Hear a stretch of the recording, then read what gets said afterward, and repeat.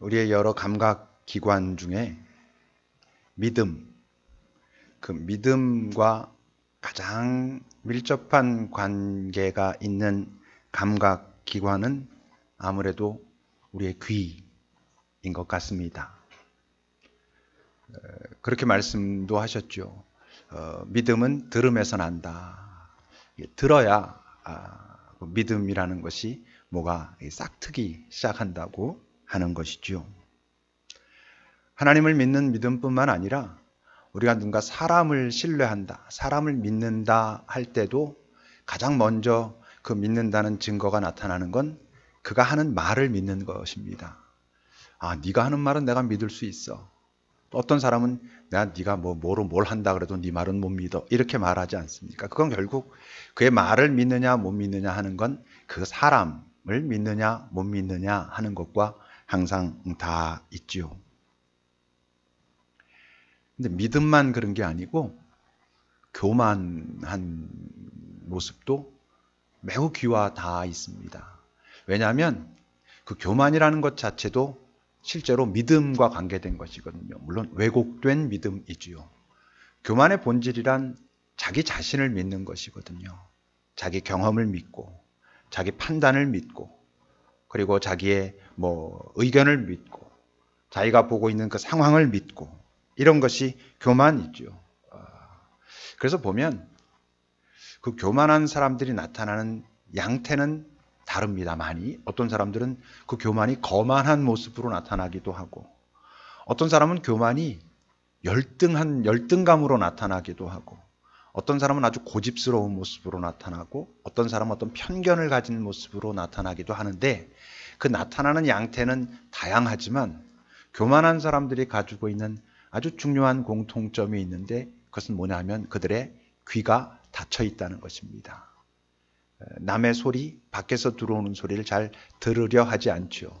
더 정확하게 말한다면 닫혀 있다기보다는 필요한 것들만 통과시킵니다. 내가 듣기에 좋은 거, 받아들이고 싶은 거, 내게 익숙한 거, 내가 그렇다고 생각하는 것만 받아들이고 그 외에 다른 것은 들으려 하지 않지요.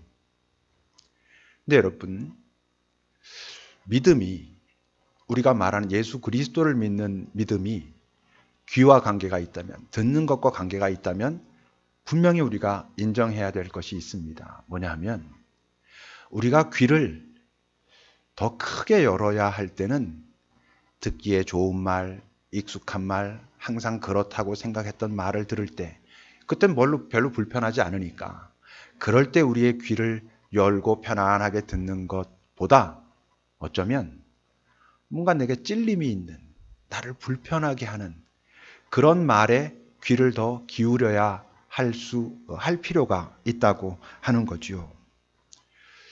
우리가 어떤 이야기를 들었을 때 찔림이 있다는 것은 무슨 뜻이냐면 내 안에 무언가가 건드려졌다는 것이잖아요. 아무도 자기에게 중요하지 않은 것은 그를 흔들지 못합니다. 그래서 어떤 얘기를 했을 때 누군가, 어떤 사람은 찔리는데 어떤 사람은 찔리지 않아요. 누군가 어떤 얘기를 했을 때 어떤 사람이 너무 힘들어가지고 나 오늘 그 사람이랑 얘기하는데 너무 힘들었어 라고 말하는데 같이 그 말을 들은 옆 사람은 겉으로 그 사람이 하도 힘들다니까 겉으로 드러내놓고 말은 하지 못하지만 속으로 생각할 때 뭐지? 뭐가 그렇게 저렇게 힘들어하지? 라고 할 수 있지 않습니까? 왜? 그 사람에게 있는 뭔가가 건드려졌기 때문이고 다른 사람은 그 부분이 별로 문제가 없으니까, 그러니까 내게 중요하지 않은 것은, 내 안에 어떤 상처기가 있지 않은 것은 나를 찔리게, 어떤 불편하게 만들지 않는다고 하는 것입니다. 그러니 어떻습니까? 우리에게 정말 중요한 얘기는 어디에 있을 가능성이 있냐면 뭔가 나를 찔리게 하는 말, 익숙하지 않은 어떤 것, 나를 불편하게 하는 말 속에 어쩌면 정말 중요한 어떤 것이, 내가 내 인생이 뭔가 이렇게 막혀 있고 뭔가 새로운 통로가 있어야 되는데 라고 하는 그 통로는 거기에 닿아 있을 가능성이 분명히 있다고 하는 것이죠. 근데 문제는 뭐라고? 바로 그런 순간 참 많은 사람들은 오히려 귀를 닫아버립니다. 여러 가지 방법으로 닫아버리죠. 더 이상 말하지 말라고 할 수도 있고, 말을 하는 거 듣는 척하지만 전혀 마음에 담아두지 않을 수도 있고, 아예 그와의 관계를 끊어버릴 수도 있고, 그러면서 그 귀를 막아버립니다. 왜 그렇다고요? 불편하니까. 여러분, 오늘 본문도 보면 54절이 이렇게 시작하죠. 그들이 이 말을 듣고, 누구의 얘기죠? 스데반의 이야기입니다. 스데반이 지금 사람들에게 이야기를 한참 전했어요. 거룩함에 대해서, 생명에 대해서, 하나님께서 말씀하시는 율법이 무엇인가에 대해서 한참을 전했거든요. 근데 그들이 이 말을 듣고 마음에 찔렸어요. 마음에 찔렸다는 건 뭐가 건드려졌다는 거잖아요. 그런데 이들은 불편하고 그냥 기분이 나쁘다는 자각만 해요. 그래서 그를 향해서 이를 갈아요. 이를 가는데도 스데반이 생각할 땐 이 이야기는 이들이 꼭 들어야 할 이야기니까 계속 그 말을 이어가요. 그러니까 어떻게 합니까? 57절을 보면 그들이 계속 말하는 소리를 듣다가 큰 소리를 지르며 귀를 막아버려요. 더 이상 듣고 싶지 않다는 거죠. 지금 네 얘기가 우리를 참 불편하고 힘들게 하는데 그 얘기 더 듣고 싶지 않다라고 말하고 있는 거예요. 우리는 누군가의 이야기를 들었을 때 찔림이 있으면, 불편하면, 좀 어려우면 우리가 자각도 못하는 사이에 그러고자 의식하고 결정하기도 전에 내가 지금 불편한 그 이유가 밖에 있다고 생각하죠. 대부분 그래요. 그래서 내가 불편하면 우린 그 불편하다는 뜻을 기분이 나쁘다라고 표현하는 경우들이 많고, 기분이 나쁜 이유는 당연히 나를 기분 나쁘게 한 저 사람 또는 저 사람이 한 말이 나를 기분 나쁘게 했다라고 생각해서 귀를 막는 거예요. 더 이상 듣고 싶지 않다는 거죠. 들을수록 내 기분만 나빠지니까 내 기분이 나빠지게 하는 것을 용납하지 않겠다. 그래서 귀를 막는 거예요. 또 어떤 사람들은 그 이유가 밖에 있다는 것도 그렇지만, 그래서 그렇게 하기도 하지만, 잘 듣고 싶어 하지 않는 이유는, 불편한 이야기를 듣고 싶어 하지 않는 이유는 의외로 또 많은 사람들이 그 찔림에서 무엇을 경험하냐 하면 자기의 자존감, 정체성이 훼손되는 경험들을 하는 거예요. 다시 말하면 누가 나를 찔리게 하면 내가 살아왔던 나의 삶에 대해서, 아니면 지금 나의 어떤 존재의 모습에 대해서 뭔가라고 이야기를 하고, 또는 어떤 하여튼 그가 무슨 이야기를 하고 내가 찔리게 되면 마치 지금까지 살아온 내 삶이 부정되는 듯한, 나에게 너 지금까지 잘못 살아온 거야 라고 말하는 듯한 그런 불편함이 있어요. 또 어떤 사람들은 내가 거부당하는 듯한, 너 그거 아니야 라든지 어떤 이야기를 했다든지, 그래서 내가 안에 불편함이 생겨날 때 그가 또는 그 사람들이 나를 거절하고 거부하는 것 같은 그런 마음의 아픔, 불편함이 막 생겨나는 거예요. 그러니까 어떻겠어요? 들으려고 하지 않아요. 또 어떤 사람들은 그런 찔림이 있을 때 뭐 저항하지는 않지만 그렇다고 거기에 대처하지도 않아요. 왜냐하면 그런 찔리고 사는 거에 너무 익숙해졌어요, 이제는. 뭐 어떤 말에 찔리면 그래 나는 항상 이렇게 찔렸어. 나는 뭐 그런 놈이야. 그런 사람이야. 다시 말하면 뭐냐면 그 자아 자체가 이미 여기저기가 너무 많이 깨져 있어가지고 그냥 자기 존재감도 스스로도 없고 자존감도 없고 자기 정체성도 없고 자기를 소중히 여기는 마음도 없어요. 그냥 어떤 얘기 들었을 때 여기 깨지고 저기 깨지고 그래서 아프고 힘들고 그래도 그런 줄 알고 살아요. 그래서 항상 위축돼 있고 항상 주눅 들어서 살아가고 있어요. 근데 여러분, 우린 일상에 우리의 육체에 대해서는 너무 그것을 명확하게 인정하고 있어요. 뭐냐 하면 우리가 어딘가 아플 때 제일 먼저 뭐 생각하냐면 내가 뭔가 병 났구나라고 생각해요. 그래서 의사에게 가요. 내가 이거 아픕니다. 이게 왜 아프죠? 이게 괜찮은 아픔인 건지 고쳐야 할 아픔인 건지 가잖아요. 정기검진을 받았을 때 여러분 아무 문제도 없습니다. 그러면 돈은 좀 들었지만 얼마나 마음이 편안해요. 그 검진, 의사 선생님이 나에게 다 건강하네요 라는 말 하나로 난 더 건강해지는 것 같아요. 또 의사가 나를 진단하다가 어디가 아팠어요. 어디가 아프다고 해가지고 우리가 의사랑 싸우지 않잖아요. 왜 나를 아프게 하냐고 하지 않죠.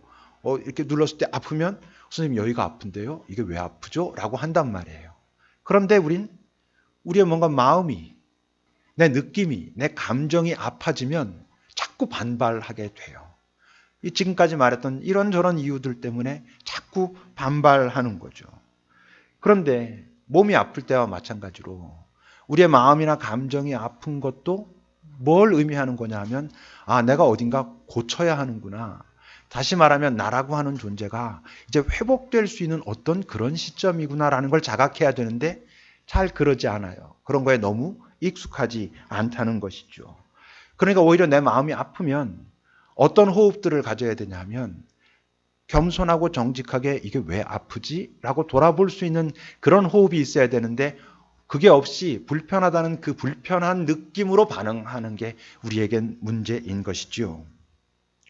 여러분 그 앞에 사도행전 2장 37절을 보십시오.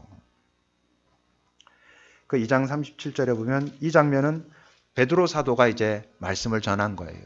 결국 스데반 집사나 베드로 사도나 예수 그리스도의 복음을 전한 것이죠. 그렇게 전했을 때 37절을 보면 그들이 이 말을 듣고 마음에 찔렸다 그래요. 오늘 우리가 읽은 그 본문의 출발과 똑같아요. 그들이 이 말을 듣고 마음에 찔림이 있었어요. 근데 이 2장에서는 뭐라고 했다고? 베드로와 사도들에게 물어서 형제들아 우리가 어떻게 할꼬? 라고 물어요. 시간이 많이 지난 다음에 이렇게 질문을 하고 그래서 예수를 알게 되고 이제 예수님 안으로 깊이 들어와서 자기의 삶을 이렇게 돌아보면 이들이 틀림없이 했을 말이 있어요. 뭐겠어요? 그때 나에게 그런 찔림을 허락하신 거지 성령님의 은혜였구나. 그리고 그 찔림에 내가 귀를 막지 않고 나의 이 찔림이 무엇인가라고 묻고 그걸 통해 가지고 내가 예수 그리스도의 복음을 더 정확하게 알아듣고 내가 그분을 믿게 된 게 참 다행이고 은혜구나 라고 말하지 않았겠습니까? 근데 오늘 이들은 어떻게 해요? 찔림이 있을 때 이를 갈아요. 그뿐만 아니라 귀를 막아요.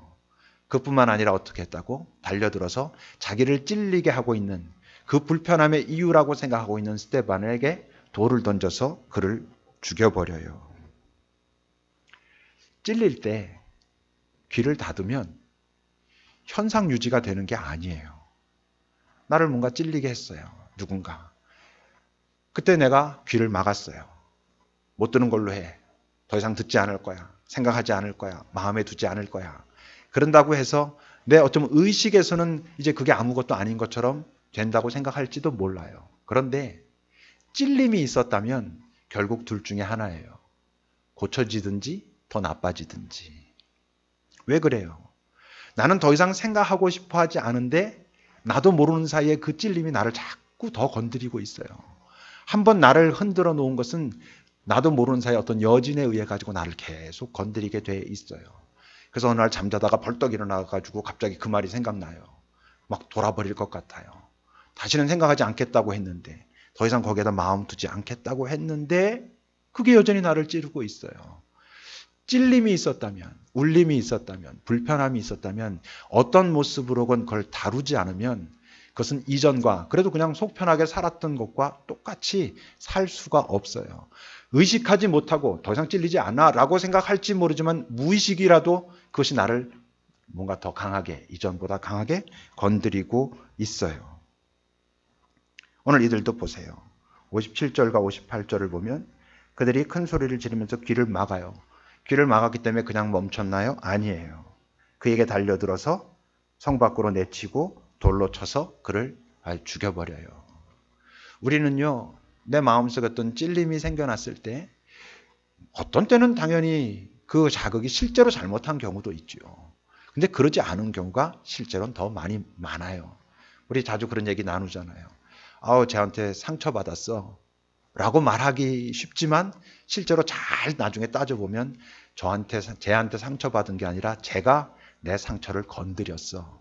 이미 존재하고 있던 상처를 건드렸어 라고 하는 게 훨씬 정확할 때가 많아요. 물론 그래서 잘 건드려야 되기도 하지요. 근데 그에게 책임이 있다고 해도 나중에 가만히 숫자적으로 정확하게 할 수 있겠습니까만 따져보면 제가 한 3이고 내 안에 있던 이미 존재하던 상처가 7인 경우가 여러분 더 많아요. 그런데 우린 귀를 닫아요. 보고 싶지 않은 거예요.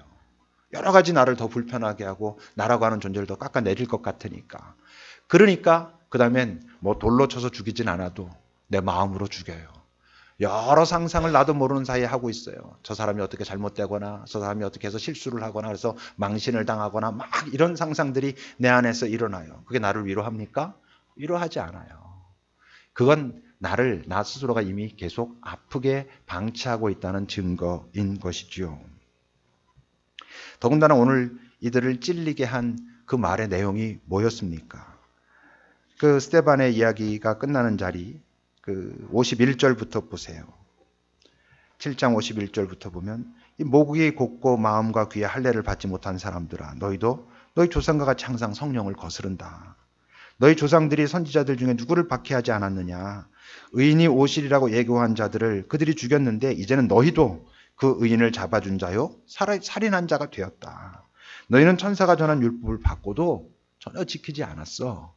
이 말이 뭐 듣기 좋겠어요. 사실 불편하죠. 어렵죠. 아프죠.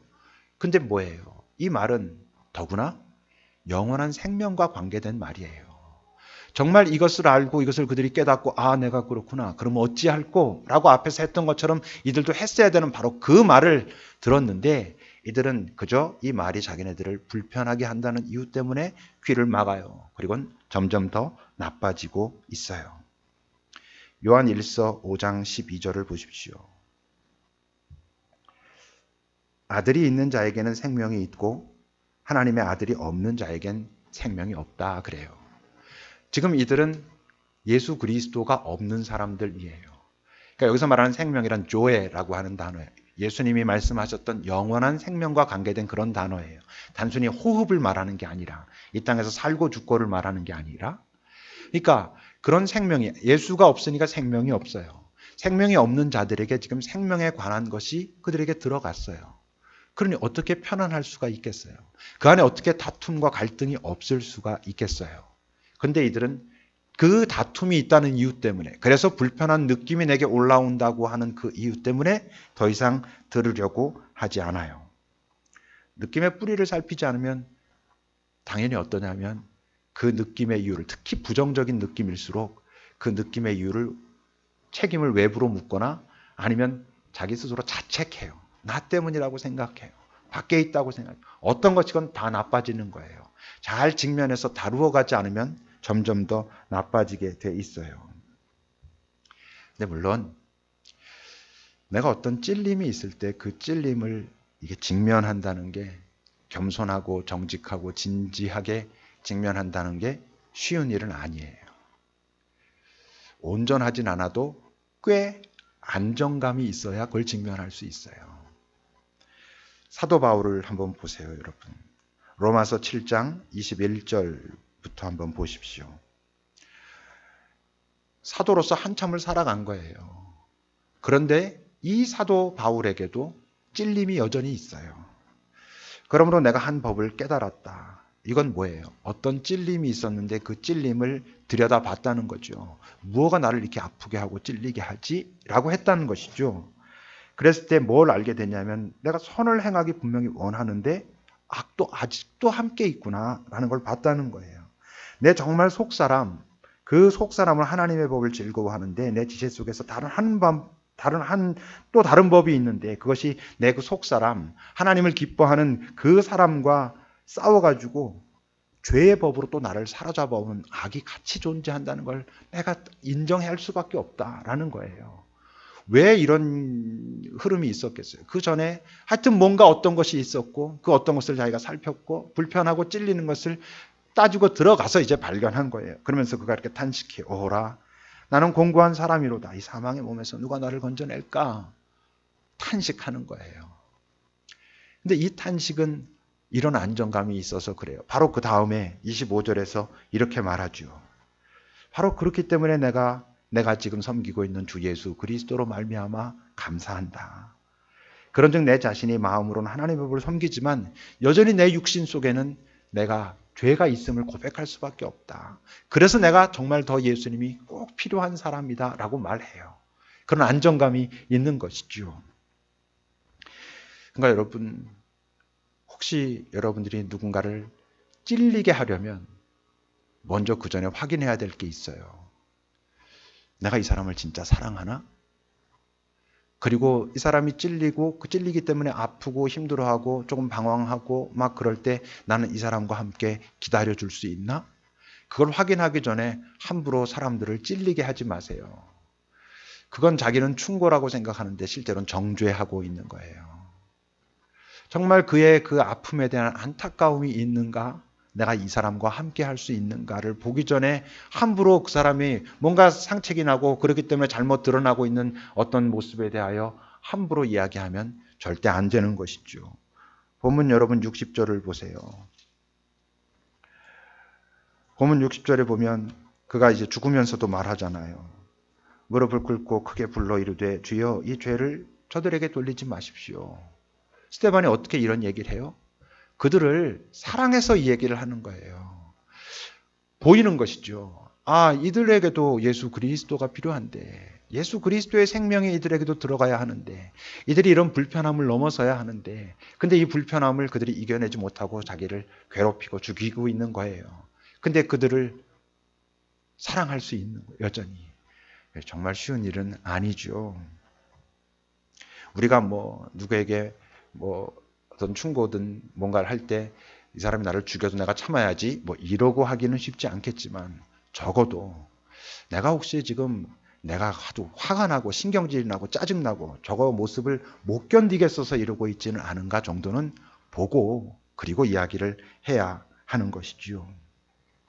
근데 사실 어때요? 우리 모두는 죽을 때까지 찔리면서 사는 거예요. 정도의 차이가 있을 뿐이죠. 그 말은 우리 모두는 죽을 때까지 조금씩 계속 성장해야 돼요. 그러니까 아무도 지금 상태에서 오케이 됐어 이런 사람은 없어요. 그래서 항상 겸손한 것이죠. 여전히 내 안에 남아있는, 여전히 내가 이기지 못하고 있는 내 안에 있는 그 찔림은 뭔가를 자꾸 확인하는 거. 그리고 그 찔림의 자리에 주님이 계시다는 것을 인정하는 거. 거기서 주님과 만나는 거. 그래서 조금씩 성장해 가는 거. 이것을 우리가 인정해야 하지요. 근데 그걸 인정한다면 우린 죽을 때까지 찔릴 수밖에 없는 존재고, 다시 말하면 우리는 죽을 때까지 조금씩이라도 계속 성장해야 하는 존재라는 것을 인정한다면 절대 잊지 말아야 될 게 있어요. 뭐예요? 오늘 말씀의 제목처럼 다 다쳐도 귀는 열어놓아야 되는 거예요. 살다 보면 이제 다 귀찮고 다 싫을 수 있잖아요. 나 더 이상 아무것도 하고 싶지 않아. 누구도 만나고 싶지도 않고 뭘 하고 싶지도 않고 나 다 그만둘 거야 라고 할 때도 귀는 열어놔야지 되지 귀까지 막아버리면 이제 정말 망하는 거예요. 여러분들 모두의 삶에 어떤 순간 이제 정말 아무것도 하고 싶지 않은 다 닫아버리고 싶은 순간들이 있죠. 그때도 그거 한 가지는 기도하십시오. 주님이 아무리 나에게 뭐라 하셔도 저 다 아무것도 못하겠습니다. 다 내려놔야 되겠습니다. 그렇지만 난 한 가지, 자, 귀는 열어놓을게요. 이것까지 닫으면 정말 끝나니까 이거는 닫지 않을 수 있도록 그거 하나는 하나님 좀 도와주십시오. 해야 한다는 것이죠. 근데 당연히 육신의 귀만 가지고는 되지 않아요. 우리의 마음과 영혼의 귀가 열려 있어야 하지요. 근데 마음과 영혼의 귀가 열린다는 것, 그것을 열어놓는다는 게 뭐예요? 그게 이제 우리가 말하는 내적 침묵이에요. 그 깊은 침묵 가운데 지금 하나님께서 내게 무엇을 말씀하시나? 내가 지금 이렇게 걸리고 있는 이 찔림의 의미는 무엇인가? 이게 뭐가 건드려지는 것인가? 하나님은 지금 이 자리에서 내가 어떤 부분을 조금 더 회복하고 건강해지기를 원하시는가? 이제 그게 내적 침묵이라고 하는 것이죠. 오늘 본문 59절과 60절을 여러분 다시 보세요. 그들이 돌로 스데반을 칩니다.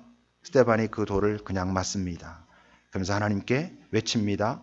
주 예수여 내 영혼을 받으시옵소서. 마치 예수님이 십자가 위에서 아버지 내 영혼을 아버지 손에 의탁합니다 한 것처럼. 그리고 계속 말합니다. 무릎을 꿇고 죽어가면서 말하되 이 죄를 저들에게 돌리지 마소서. 마치 예수님께서 십자가 위에서 이들이 지금 자기네들이 무엇을 하는지 알지 못합니다. 이들의 죄를 용서하여 주십시오라고 말씀하신 것처럼. 그런데 스데반이 이렇게 되기까지 이 스데반이라고 하는 사람의 그 영적인 여정은 어땠을 것 같아요? 그는 어느 날 갑자기 뚝 떨어져서 이런 존재로 나타났겠습니까? 아니요. 이 사람도 이런 모습이 될 때까지 얼마나 많은 찔림과 때론 저항과 아픔과 다른 사람에게 책임을 돌리고 막 그랬는데 나중에 가서 보니까 아니었구나. 저의 문제가 아니라 뭐 저가 다 잘하진 않았어도 정말 문제는 내 안에 있었구나. 주님 여기에 있네요. 하는 그런 과정들을 많이 겪지 않았겠어요? 그런 것을 겪으면서 이렇게 성장했다는 것은 적어도 그가 귀는 열어놓았다는 것이죠. 듣고자 했었다는 것이죠. 그랬을 때 그가 어떻게 이런 삶을 살아낼 수 있습니까? 55절, 56절을 보십시오. 스데반이 이제 이런 존재가 된 것이죠. 스데반이 성령 충만하여 하늘을 우러러 주목하여 하나님의 영광과 및 예수께서 하나님 우편에 서신 것을 보고 뭐라고 말하냐면 하늘이 열리고 하나님의 아들, 사람의 아들 예수 그리스도 그분이 하나님 우편에 서신 것을 내가 보인다. 그게 보인다라고 말해요. 여러분, 귀가 열려야 들려요. 그리고 귀가 열리고 들려야 눈이 열려요. 먼저 귀가 열려야 그 다음에 눈이 열리는 거예요. 눈이 열려야 보여요. 뭐가? 나 자신이 제대로 보여요. 이 세상이 제대로 보여요. 아, 이게 이거였구나라고 보이기 시작하는 거예요. 그랬을 때 우리의 삶이 이전보다 조금씩 더 자유로워지는 거예요. 더 이상 매이지 않게 된다고 하는 것이죠. 근데 그러려면 귀가 열려 있어야 돼요. 이걸 닫아버리면 그 다음엔 자기 마음대로 봐요. 자기 마음대로 보고 자기 마음대로 결정해요. 그러니까 점점 더 나빠지게 돼 있어요. 기억하십시오. 살다 보면 다 그만두고 다 닫아버리고 다 막아버리고 싶을 때가 있지만 그때도 귀는 열어두어야 한다는 것을 꼭 기억하셔야 됩니다. 기도합시다. 한번 살펴보시죠. 요즘 내가 귀 기울이고 있는 소리는 어떤 소리인가?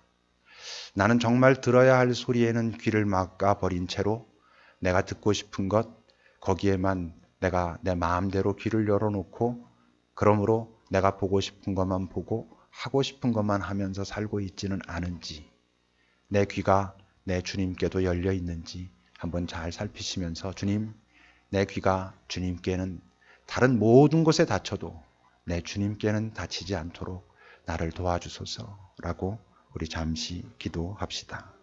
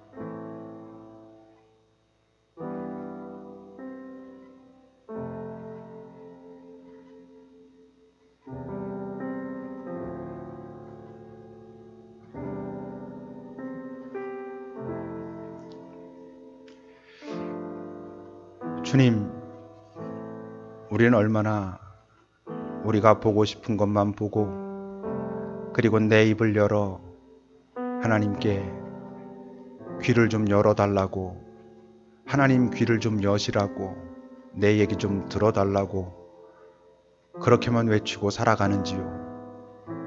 내게 말씀하시는 주의 음성에는 귀를 닫은 채, 그래서 잘못 보고 있다는 것도 모르는 채, 잘못 구하고 있다는 것도 모르는 채 내 귀는 막아놓고 내 눈과 입만 열어놓고 살아가는 경우들이 얼마나 많은지요. 주님, 무엇보다 우리의 귀가 열려야 함을, 그래야 제대로 보인다는 것을, 그래야 제대로 구할 수 있다는 것을, 그때 그리스도 예수 안에서 모든 것을 할 수 있다는 것이 무엇인지를 경험하게 된다는 것을 우리가 알게 하옵소서. 예수님의 이름으로 기도합니다. 아멘.